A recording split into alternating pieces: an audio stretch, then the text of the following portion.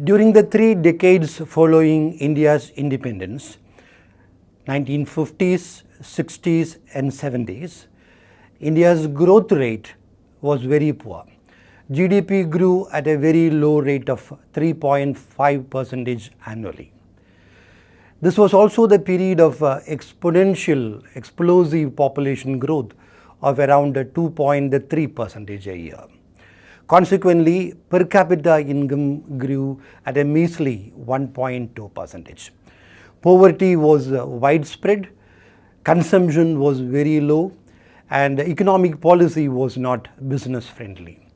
As a result of all these, corporate earnings were very poor and the stock market performance also was very poor. During these 3 decades of 50s, 60s and 70s, stock market returns did not even cover inflation.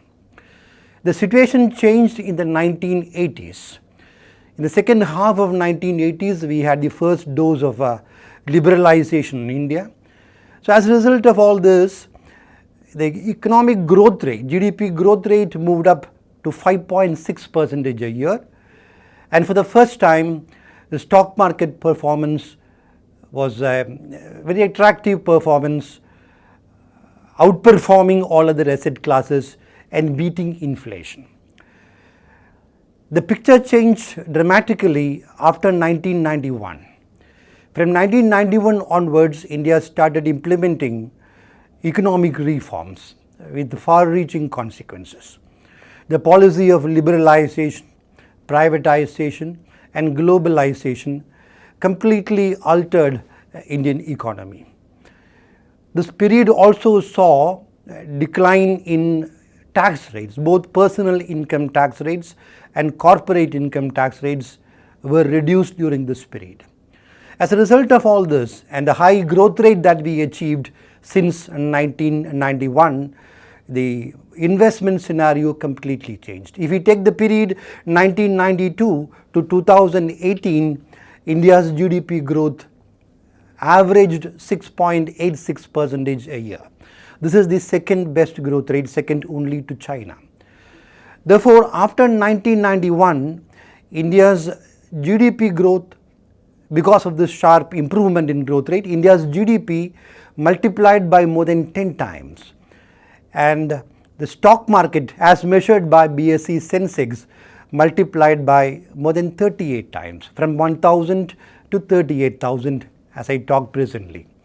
If we take a longer perspective, the last 40 years, for instance, from 1979 to 2019, the stock market has multiplied 380 times, from 100 in 1979 to about 38,000 now.